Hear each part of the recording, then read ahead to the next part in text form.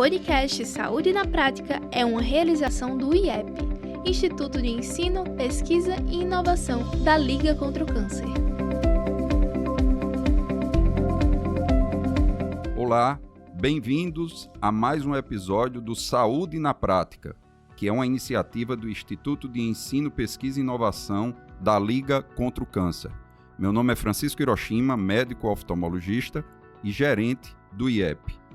Hoje temos o prazer de trazer aqui Dr. Enzo Fuco, oftalmologista com residência e especialização em retina e mestrado pela Unicamp, fellow em oncologia no Wells Eyes Hospital, Thomas Jefferson University, médico colaborador do setor de retina e tumores do HCMFRP USP, São Paulo. Enzo, seja bem-vindo e obrigado por aceitar o nosso convite. Muito obrigado pela oportunidade, é um prazer estar aqui podendo partilhar nossa experiência e contribuir de alguma forma. Hoje, Enzo, nós convidamos você para falar de um assunto de extrema importância, que é o retinoblastoma, né? E só lembrando para quem nos ouve que, como sempre eu gosto de dizer, retinoblastoma, a etimologia da palavra, retino vem de retina, blastos, da palavra grega, chama-se broto, e oma seria tumoração. Então seria um tumor embrionário da retina, é isso mesmo? Isso mesmo. Esses tumores que se originam, como você falou, do tecido da retina, eles são os principais tumores oculares da infância e são os tumores 100% curáveis. E esse é o grande que da nossa palestra. Não podemos perder nenhuma criança para esse tumor. É um tumor que inicia de uma mutação no gene RB1, que foi descoberto até por 3 oftalmologistas. Em geral, o oftalmologista em si ele não participa da descoberta da genética das doenças. Nesse caso, sim, é bem interessante. Um oftalmologista, Lynn Murphy, da costa da Califórnia, e Brenda Galli, do Canadá, que são grandes, até hoje são grandes especialistas, o outro não me recordo o nome agora. Então, são pessoas que suspeitaram que esse gene RB1, né, que são 2 mutações, as mutações de Knudson, ele 2 ondas que eles falam, são genes supressores de tumor. Aí ele inativa e vem a mutação. Isso, o tumor começa a crescer na retina. Se for genético, ele pode também ser trilateral, né? Vir no sistema nervoso central, que aí é um grande desespero quando a gente se depara com essa situação. Você falou uma coisa muito interessante aí. Não podemos perder nenhuma criança para esse tumor. Antigamente, o retinoblastoma era sinônimo de morte. Depois, sinônimo de perda do globo ocular e da visão. Depois, só da visão. E hoje nem isso, não é? Se for diagnosticado precocemente. É isso, Enzo? Exato. Hoje no decorrer do programa, a gente vai discorrer sobre as diferentes técnicas que realmente estão salvando não só a vida da criança, como o globo, como também a visão. Então, essa é a ordem que a gente tem que ter em mente. A gente salva a vida, depois salva o globo, depois salva a visão. A vida sempre em primeiro lugar.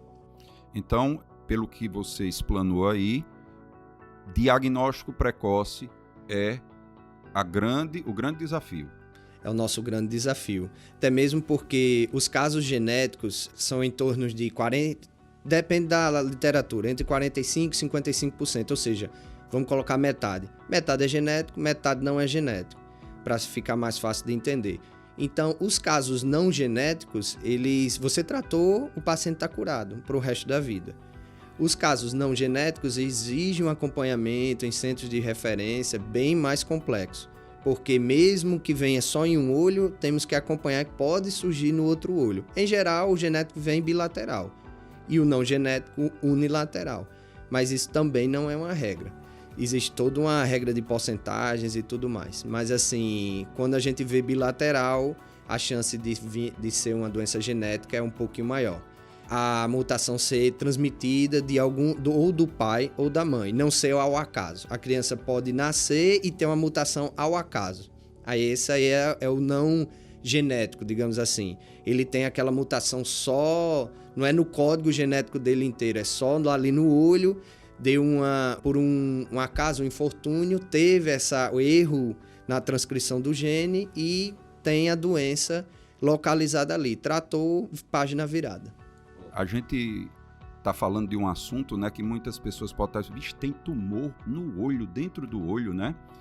Recentemente, semana passada, foi uma coisa que é notória, por isso que eu posso falar, o filósofo Clóvis de Barros, não sei se você acompanhou, né, falou em uma entrevista ao vivo, num podcast, que não tinha visão do olho direito por um descolamento de retina e estava com um tumor no outro olho. Claro que não era retinoblastoma, porque ele já é uma pessoa de meia idade, mas é para a gente alertar que crianças podem, inclusive, nascer já com o tumor. Daí a importância do teste do olhinho, e eu queria que você falasse um pouquinho aí disso.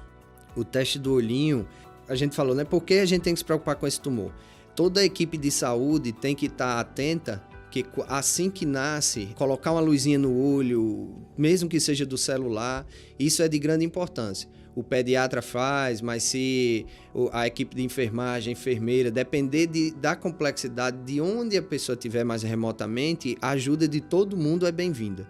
Então, assim, se notar algum reflexo diferenciado nas pupilas, tem que ser encaminhado o mais rápido possível para um oftalmologista que examine, e esse oftalmologista ele vai separar as causas e dar o devido encaminhamento do que seja, né, a doença. Se ele suspeitar do retinoblastoma, aí tem que ir para um centro de referência do cuidado do retinoblastoma.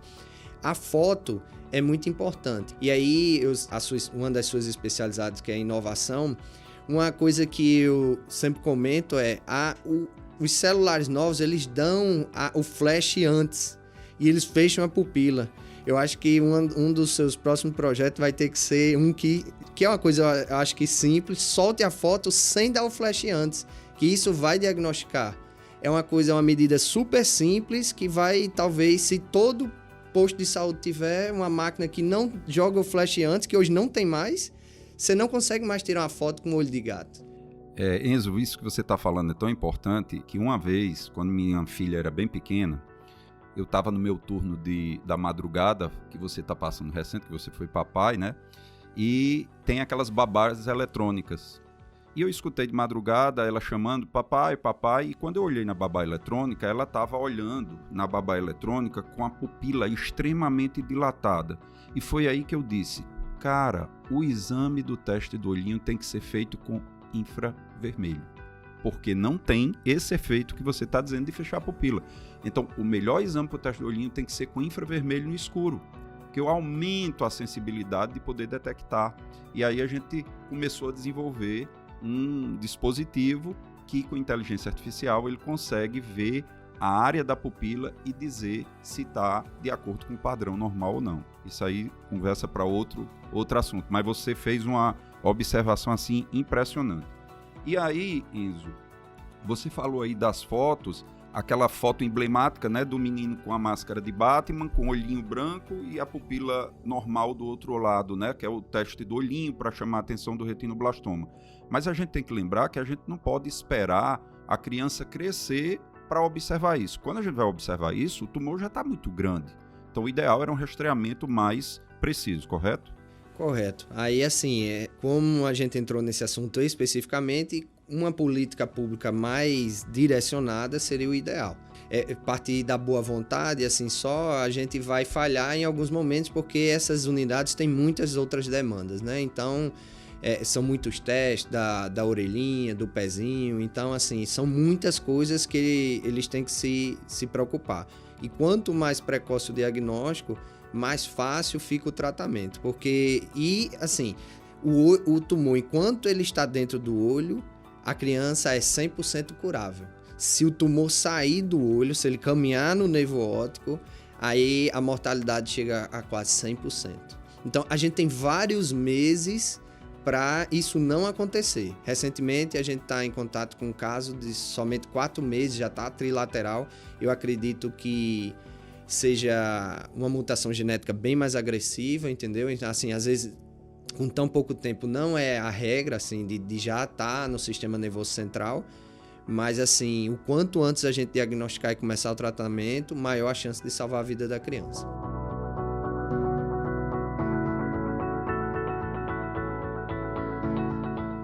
Você falou aí trilateral, para quem está nos escutando, seria o paciente que tem o tumor nos 2 olhos e provavelmente numa glândula chamada pineal, né? Que é dentro do cérebro e provavelmente genético, não é isso, Enzo? E aí eu quero pegar um gancho aí que a oftalmologia brasileira às vezes esquece de Hilário de Gouveia, que foi o primeiro médico a descrever que o retinoblastoma era genético. E é um médico brasileiro, carioca, que foi contemporâneo de Mendel. E isso que eu estou dizendo está num livro chamado O Imperador de Todos os Males, que é uma biografia do câncer de um indiano radicado na Inglaterra. E lá ele faz uma homenagem a Hilário de Gouveia, que foi o brasileiro que tratou uma criança com retinoblastoma naquela época, fez o tratamento adequado cirurgicamente, essa criança cresce, tem filhos e os filhos replicam o mesmo tumor. Foi daí que ele disse, isso aí tem um caráter genético. Então a importância do que você está falando aí é que você diz, a pessoa se curou, mas ela em sendo genético, eu vou ter que fazer a observação dos seus descendentes, não é isso? Isso. Em geral, a gente pede para examinar toda a família, né? Se tiver irmãos, o pai, a mãe, faz parte da nossa rotina examinar os parentes de primeiro grau, para cima ou para baixo, todo mundo. A gente examina todo mundo. Pede teste genético para esse pessoal? O teste genético, ele aqui no Brasil é mais difícil. A rotina não é tão fácil. Porque assim, se fizer nucleação, vou falar da experiência nos Estados Unidos, né? Dá para fazer com raspado da boca e mandar para fazer o teste genético e no próprio tumor, mas aí você só faz se houver a enucleação. Quando a gente faz a enucleação, aí aquele material lá é congelado e parte dele já é analisada para ver a característica genética. Enzo, e tem algumas técnicas hoje que já dá para dar o diagnóstico intraútero, né? Sim, os ultrassons cada vez mais são bem modernos, né? E eles, como você falou, foi pai agora, como eles sabem que a gente é oftalmologista, e eles vão no olhinho ali, vê que tá tudo bem, já dá para ter uma ideia. Claro, fez um teste do olhinho, aí depois de 6 meses apareceu com retinoblastoma. É porque ele pode estar normal o teste, não é que não pode. E lá, mesmo nos Estados Unidos, a história sempre era a mesma. Fez o teste do olhinho, estava normal, ele desenvolve, é uma coisa que desenvolve. Então, assim, é claro, é importante fazer o teste do olhinho, se possível com o oftalmologista, que ele vai dilatar a pupila, ele vai ver todas as estruturas. Quando é bilateral, pelo menos um já é um pouquinho mais avançado. Então, ele já vai ter a oportunidade de fazer o diagnóstico precoce. Daí a importância de fazer em todo mundo, no primeiro mês de preferência, né? Na sua rotina do seu consultório, de quanto em quanto tempo você recomenda? Primeiro o teste do olhinho foi feito, até quanto tempo você recomenda e qual é o acompanhamento que você recomenda? Se a criança assim for normal, não tem nenhum histórico familiar, em geral assim, a gente recomenda fazer pelo menos com 1 ano, tá de bom tamanho. Porque a gente sabe que nesse primeiro ano de vida tem várias outras prioridades, mas a Sociedade Brasileira de Pediatria, ela às vezes até um pouquinho mais rígida, vê de novo com 6 meses, mas aí a gente pode individualizar, não tem uma regra tão rígida nesse ponto. E eu queria agora que você falasse um pouquinho das manifestações do retinoblastoma, que a pessoa pensa que é só a pupila branca, mas até um estrabismo súbito, né? A pessoa pode ser um sinal de um retinoblastoma. Eu já tive uma paciente que me marcou muito, que foi o pai que trouxe, até brincando, que ela estava com o olhinho desviado. Claro, não é para ninguém se assombrar que o filho pode ter o olho desviado por um estrabismo e não ser retinoblastoma. Mas era uma menina de 2 anos e a gente, quando fez o exame de fundo de olho, ela tinha retinoblastoma bilateral. E hoje essa menina é uma moça, tá tranquilo, teve que fazer a nucleação de um olho, mas vive sua vida normalmente. Eu queria que você falasse um pouquinho das manifestações. O estrabismo, né, que é o olhinho desviado, ou para dentro ou para fora, é uma das principais manifestações. Como você falou, não é, meu filho tem estrabismo, eu vou correr agora para o meu oftalmologista. Primeiro, se ele já tem um acompanhamento, já está descartado, porque todo oftalmologista que acompanha estrabismo, ele checa o fundo do olho. E aí eu quero pegar um gancho aí com você, para você dizer um pouquinho quanto é a estatística do retinoblastoma, que não é uma coisa tão comum, né? Isso. Só voltando as manifestações, né? 20% das apresentações do retinoblastoma são por desvio ocular. Então, é a segunda principal manifestação. A primeira, 50%, é realmente, chamam leucocoria, né? A diferença da cor da pupila. Coria, pupila leuco-branca, né? Pupila Isso. branca. Aí, se ela for uma cor mais, você não vai diferenciar as doenças pela cor da pupila, mas se for mais alaranjada, principalmente em meninos, aí pode ser uma notícia boa, que não seja boa do ponto de vista de não ser um câncer, né? Que seja a doença de Coates. Mas se vier totalmente descolado, uma doença de Coates, né, que é uma doença vascular, que descola a retina, e às vezes é bem desafiador diferenciar do retinoblastoma ou não, é um pouquinho mais alaranjada, né, a cor da pupila. Mas a diferenciação sempre será pelos exames. A incidência do retinoblastoma é uma doença, não é uma doença rara, é uma doença incomum, mas ela é uma incidência bastante importante na nossa população e eu repito, é importante a gente fazer o diagnóstico precoce. Isso aí é o principal, da gente fazer o rastreio e dar o diagnóstico para poder possibilitar a criança chegar no centro de tratamento. Fiz o diagnóstico através do exame oftalmológico. Qual o próximo passo agora? Estadiar? Quais são os exames que eu tenho que pedir? Existe um desafio hoje de mudar a forma de estadiamento, porque a gente vê que o estadiamento atual, às vezes, o melhor olho no fim perde e o pior olho continua. Então, primeiro que você nunca pode desistir de um olho. Mas o estadiamento mais comum é de grupo A, B, C, D e E. É um estadiamento bem simples. O E é mais do que 50% do globo preenchido de tumor. Classicamente, o E é nucleação, assim, tirar o globo inteiro e você resolver o problema. Mas quando a doença é bilateral, essa avaliação do grupo E, hoje em dia, está sendo bem mais sofisticada, com ultrassom, com ressonância, porque o tumor pode estar grande, mas no primeiro ciclo de quimioterapia, ele murcha e às vezes fica melhor do que o outro olho. Em geral, não. Em geral, o olho que tem um tumor menor vai ter melhor prognóstico. Isso, o prognóstico também depende não somente disso, mas depende sensivelmente disso. Aí, grupo C e D é quando tem sementezinhas do tumor dentro do olho. E o grupo A e B quando o tumor é bem pequenininho, restrito à retina. Só um congelamentozinho já resolveria, ele desapareceria só com congelamento. No fundo, assim, com um aparelhinho que a gente usa para congelar e mata o tumor, não precisaria nem de quimioterapia. Vamos dizer, num mundo ideal, numa situação totalmente hipotética, que nem nos Estados Unidos eu vi isso, porque em geral, quando é unilateral, só vai diagnosticar mesmo nos Estados Unidos quando ele está bem maior. Vamos dizer que, por uma sorte, encontre o tumor em um olho só, bem pequenininho. Faz um congelamento, trata o tumor. Você vê a simplicidade que poderia ser... E salvar o olho, a visão e o paciente. Né? Exatamente. E exames complementares, então, são esses que você mencionou. Ultrassom, ressonância... Isso. A gente tenta evitar a tomografia. Por causa da radiação. É muito grande a radiação. Então, assim, já está provado que a ressonância, junto com o ultrassom e o exame oftalmológico, ele supera... Porque a tomografia, ela detecta o cálcio que tem dentro do tumor.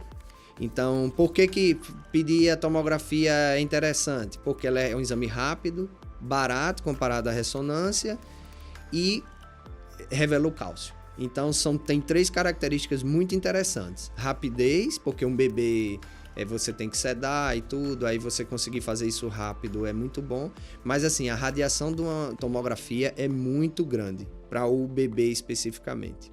Então, a gente tem que ter muito cuidado e cada vez mais não fazer a tomografia. E há também ainda aquele medo de que a tomografia possa estimular a segunda mutação em outros locais também? Isso. Pode vir tumor na órbita, o rabdomiossarcoma. Inclusive, a gente tem paciente que antigamente fez radioterapia, veio com rabdomio, aí tratou, ficou bom também, entendeu? Então, assim, é uma possibilidade. Não só do tratamento radioterápico, que a gente deve falar um pouquinho mais para frente, que já não é mais feito, quase não é mais feito, a radioterapia externa, A própria tomografia pode, assim, não é um aumento como a radioterapia, mas é um aumento que a radiação, a massa corporal do bebê é muito pequena para a quantidade de radiação da tomografia, né?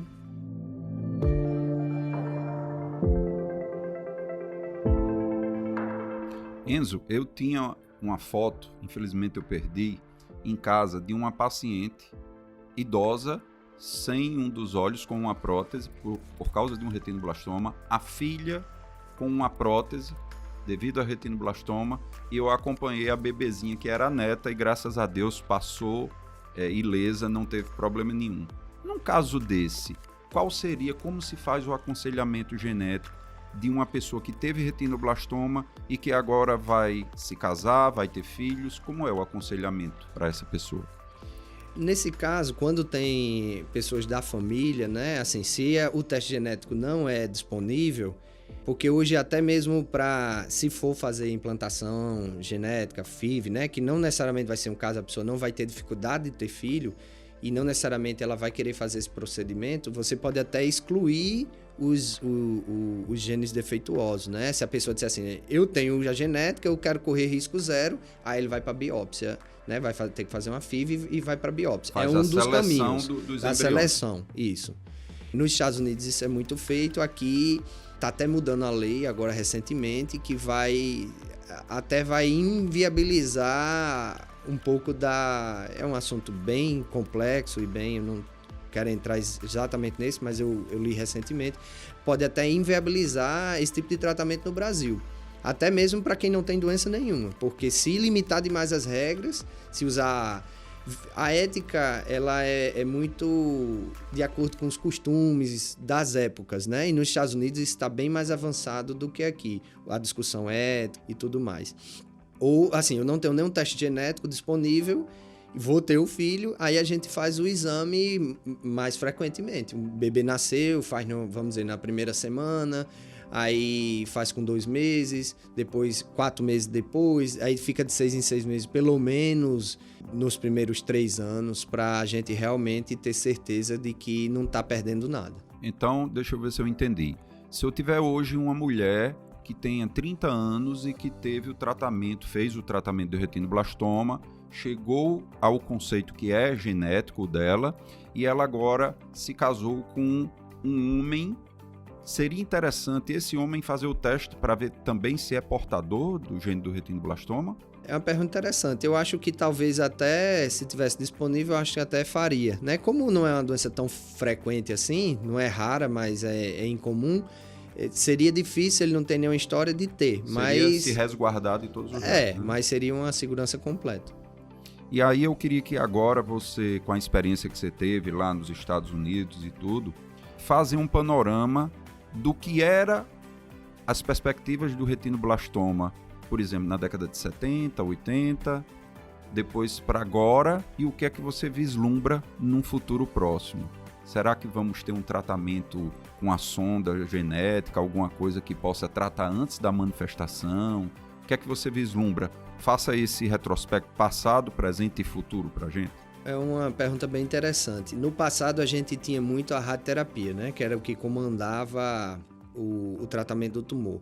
A radioterapia dava uma deformidade óssea, né? Assim, ficava um pouco de um estigma, os tumores secundários que poderiam aparecer, como o rabdomiosarcoma, né? E ela foi caindo por terra quando surgiu a quimioterapia venosa. Ela ainda ficou como um tratamento adjuvante nos casos resistentes ao tratamento. Aí a placa de bracterapia, quando você tem um tumor localizado, você pode usar ela e você cozinha o tumor, mata o tumor localizadamente. O problema é que nos grupos D e E, que são a retina em geral vem toda descolada, o tumor está boiando debaixo de toda a retina. Quando ele recidiva na retina inteira. O que veio mudar o paradigma do tratamento foi a quimioterapia interarterial. Então, o que se fazia na década de 70, que hoje realmente mudou totalmente, foi a quimioterapia interarterial. Eu vi, por assim, coincidência, eu vi isso nascer nos Estados Unidos, porque eu fui para lá na época do nascimento disso. O grupo de Nova York com David Abrahamson, foi o grupo que popularizou, que os japoneses desenvolveram essa técnica, mas não tiveram coragem de fazer. Então, só para quem está nos escutando, eu cateterizo a artéria que vai nutrir o tumor, que seria a artéria oftálmica, é isso? E aí eu injeto a quimioterapia para ficar ali naquele sítio, é isso? Isso, faz a quimioterapia, vai pela carota, aí entra na artéria oftálmica e joga o quimioterápico dentro da artéria oftálmica. Então, para quem é leigo que está nos escutando, no lugar de eu tomar uma quimioterapia que vai para o corpo todo, que cai cabelo, tudo, eu não vou ter esses efeitos colaterais sistêmicos porque eu vou fazer a quimioterapia apenas no órgão que é o olho, é isso? Isso. E até como desafio ético e questionamento de todos os nossos padrões que a gente não pode perder, claro, comitê de ética e tudo, isso começou direto no humano. Isso foi um dos tratamentos que não começou pela fase em rato. Então, assim, e se tivesse começado em rato, não teria passado para humano. O David Abrahamson, eu assisti uma palestra dele agora na pandemia, ele disse que é um questionamento ético e filosófico muito forte. Ele disse, hoje é o padrão, vamos dizer, em Nova York só se faz intraarterial, não se faz mais venosa.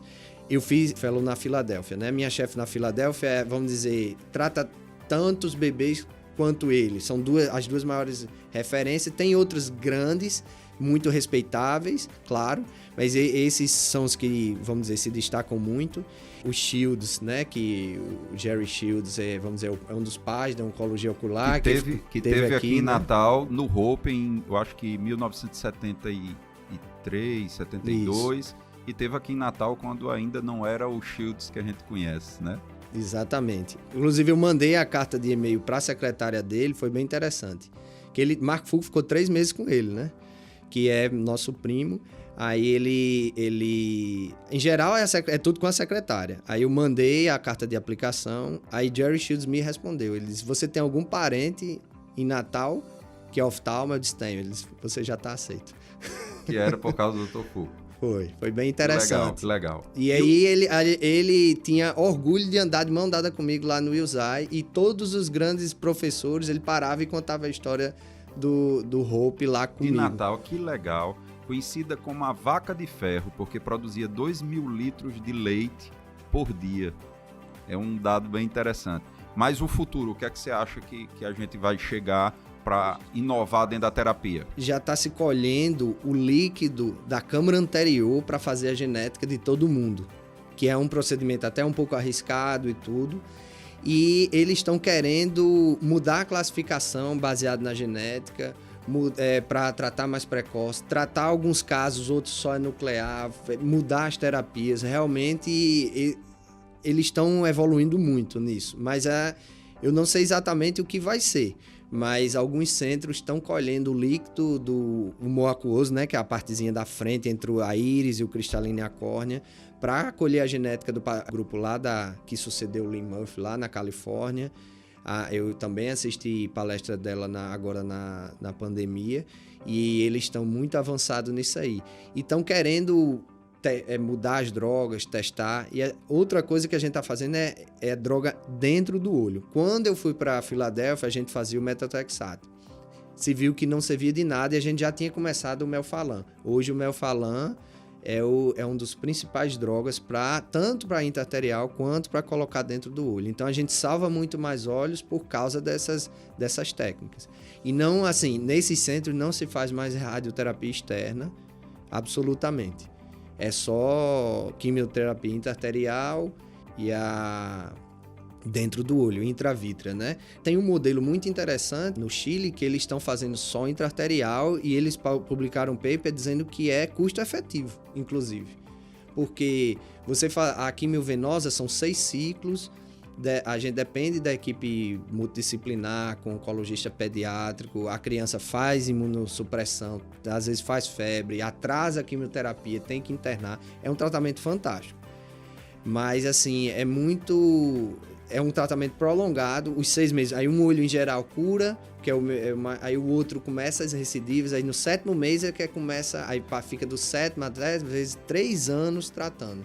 Então, assim, não se deixou e talvez não se deixe de fazer a quimio intra-arterial. Existe uma discussão, previne câncer, né, o trilateral fora do olho, né?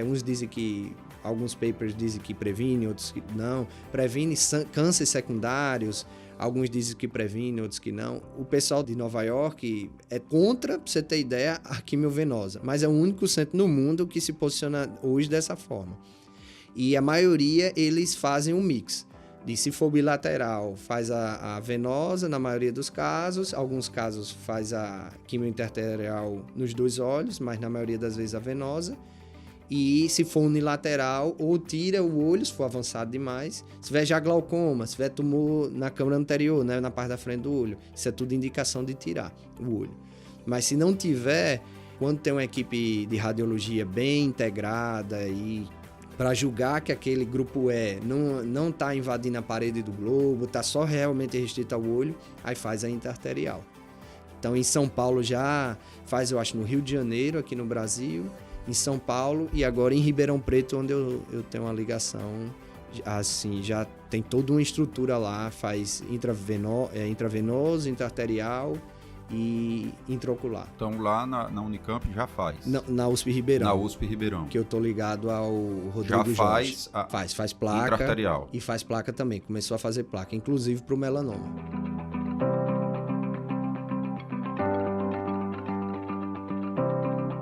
E aí eu queria que você, já que você tocou aí no assunto, saindo do retinoblastoma, quais os outros tumores mais comuns no olho? Intraocular, vamos dizer assim, né? Vamos passar mais para o adulto agora. Na parte da superfície, a gente sempre tem que lembrar do carcinoma espinocelular, né?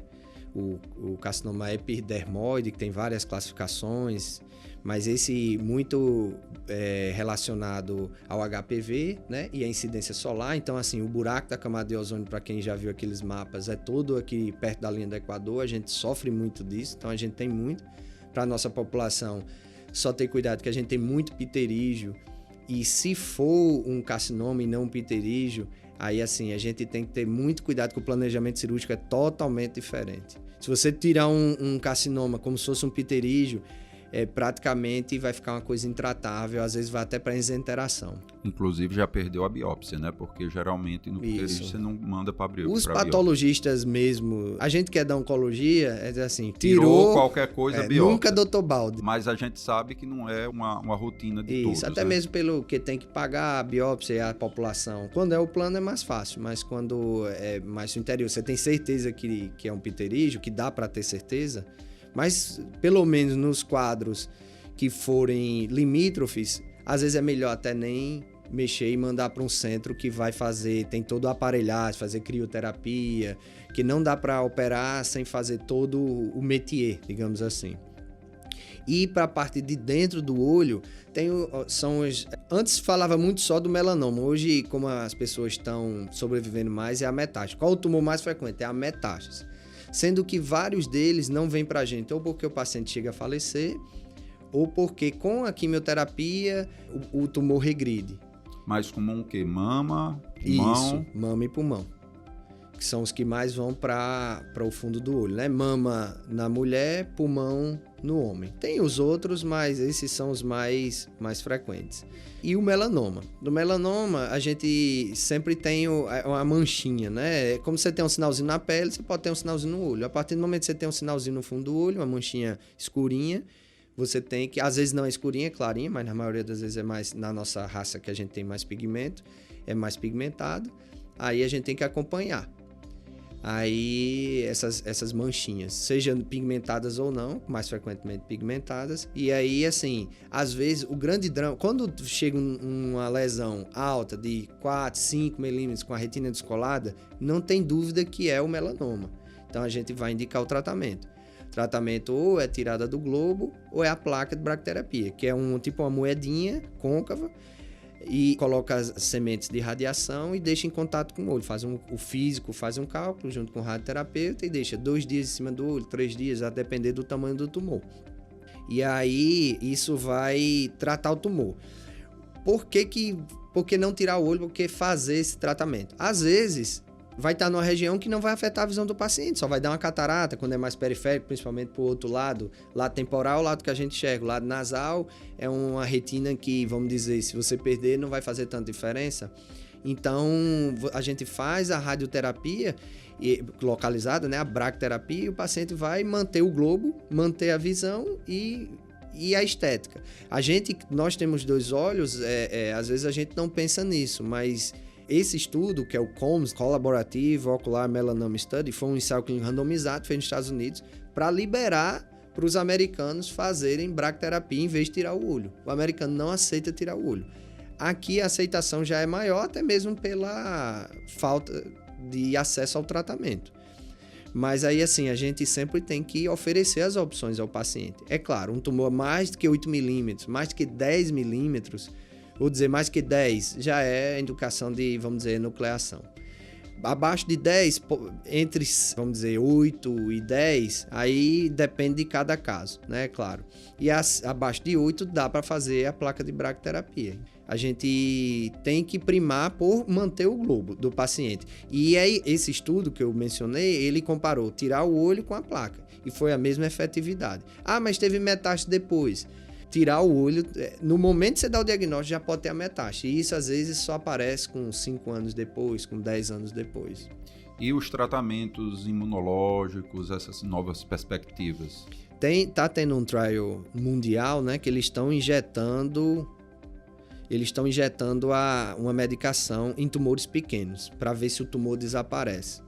Eu não me lembro o nome da molécula, ainda está em experimental. Mas assim, tem resultados ainda pobres. Tipo, você faz uma injeção intravítrea e o tumor desaparece. Eles estão batalhando nisso, a gente fazer terapias cada vez menos agressivas para os pacientes. Entendi. Que é algo bem interessante.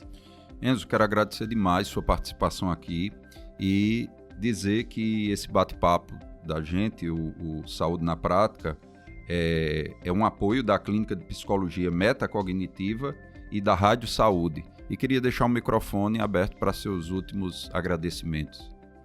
Eu agradeço aí a oportunidade de vir aqui. O pessoal da Liga, principalmente a doutora Cassandra, sempre que ela me pede, a gente vê, talvez um dia a gente consiga fazer algo objetivo, eu me treinei para isso, né, claro. Mas enquanto não, ela me liga, veja esse paciente, confirma o diagnóstico, qual o próximo passo, a gente sempre vê. A gente tem um amor a esse, né? Eu tive a oportunidade de treinar, eu acho que um dia vai se concretizar, um dia eu vou aplicar mais, assim, efetivamente num serviço realmente que a gente tenha uma continuidade. E isso já acontece um pouco em parceria com a Liga. E eu só tenho a agradecer as portas abertas e o que precisar de mim eu estou às ordens. Muito obrigado. Nós que agradecemos e até a próxima.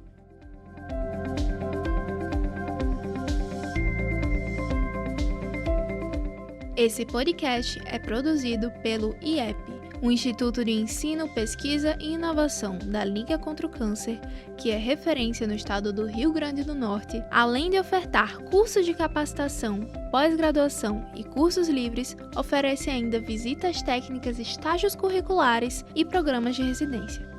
Sem falar na área da pesquisa, formada por uma equipe multidisciplinar dedicada à investigação na área oncológica. Temos ainda a inovação, que tem como objetivo fomentar ideias, resolver problemas e impulsionar processos, além de promover a formação e capacitação de novos empreendedores. Para mais informações, acesse o site instituto.ligacontraocâncer.com.br.